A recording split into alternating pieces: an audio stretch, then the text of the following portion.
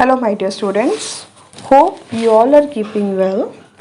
Dear students, today we are going to do our second chapter of 8th standard from the book My English Companion. Okay, so this is a poem. We don't know about the poet, but he has very nicely written this poem. Okay, anonymous is written there ना. Anonymous इसका मतलब है कि अज्ञात. इसके poet का हमें पता नहीं है, लेकिन वो बहुत ही सुंदर सी हमें एक ये जो पोएम है वो दी है. So let's get started. The earth needs you to change your ways month by month and day by day.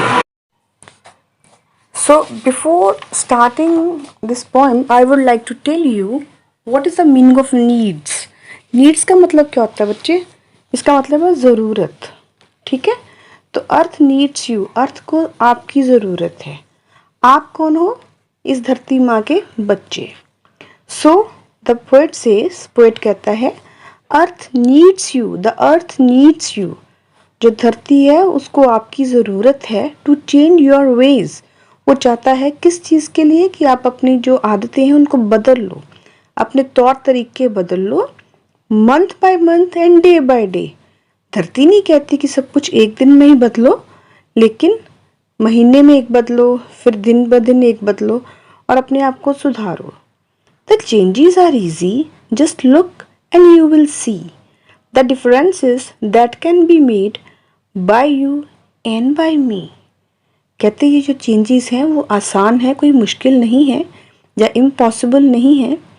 Just look and you will सी, तुम देखो और फिर तुम पाओगे कि ये जो डिफरेंसेस बनेंगे, हमारी आदतें जब चेंज होंगी, कुछ तुम में और कुछ मुझ में. ठीक है, कुछ तुम अपने आप में चेंज लाओगे तो मेरे में भी चेंजेस आएंगे. Single use plastic lasts almost forever. It might be cheap but it's not very clever. कहते सिंगल यूज प्लास्टिक्स. अच्छा बच्चे, आप ये बताइए कि what is single use plastic?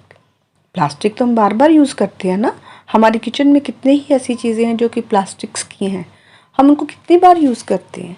लेकिन यहाँ पे पोएट कह रहा है सिंगल यूज़ प्लास्टिक. यहाँ पे वो उन चीज़ों की बात कर रहा है जैसे डिस्पोजेबल चीज़ें कह लीजिए, पॉलीथिन्स कह लीजिए. ठीक है, ये वन टाइम यूज़ होते हैं ना, उसके बाद हम इसको डिस्पोज कर देते हैं, लेकिन वास्तव में ये डिस्पोज होते ही नहीं है. ठीक है ना कहीं ये हमारी मदर अर्थ को बहुत परेशान करते हैं.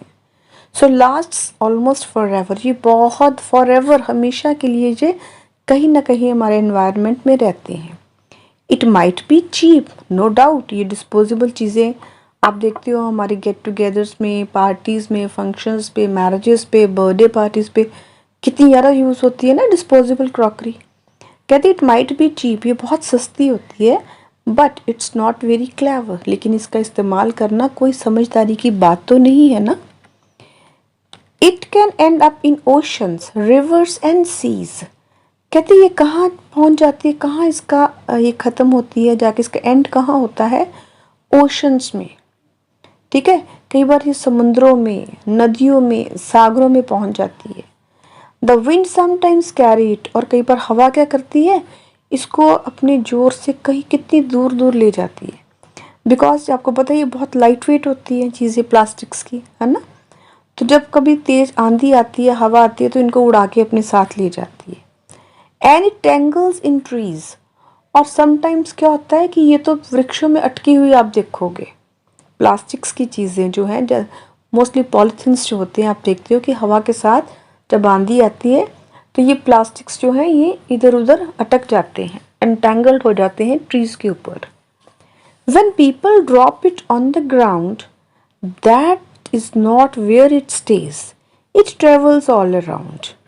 कहते जब लोग अपने पॉलीथीन, जिसमें गार्बेज, घर के वेस्ट, घर के लिटर डाल के इसको ऐसे ग्राउंड में फेंक देते हैं, तो ये वहीं नहीं रहते. जब कभी तेज आंधी आती है, जब कभी वैसे भी, ये कितनी दूर दूर तक चले जाते. It travels around. ट्रैवल होता है यात्रा करनी, तो इनकी यात्रा जो होती है वो चारों तरफ हो जाती है, ये हर तरफ घूम आते हैं. If people's used less, the better place the world would be. कहते अगर लोग इन चीज़ों को कम यूज़ करें, अर्थ ये नहीं कह रही कि बिल्कुल ही बंद कर दो, लेकिन वो कहते हैं इसका कम से कम इस्तेमाल करो, the better place the world would be. और फिर हमारी जो धरती है वो बहुत ही सुंदर बन जाएगी, अभी भी सुंदर है लेकिन और सुंदर बन जाएगी आने वाले टाइम में, would be. The future is in your hands. वो कहते हैं कि ये फ्यूचर है, जो भविष्य है वो आपके हाथों में है। Cut down and you will सी। ठीक है, तो अब इन चीज़ों को छोड़ दो, गंदी आदतों को, और फिर तुम इन चीज़ों को देखो, इस चेंजेस को देखो। सो डियर स्टूडेंट्स, देखिए through this poem the poet has nicely told us, he has given us a very nice message.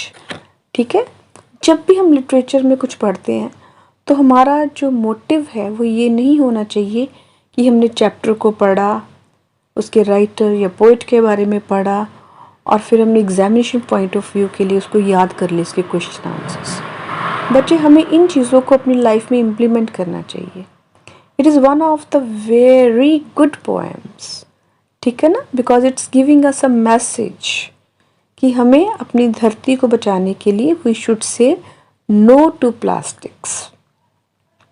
So dear students, I hope you have understood this poem very nicely, and if you like this poem and the way I taught you, then please give me your one share, one like, and share it with others, and subscribe my channel if you have not so far subscribed it.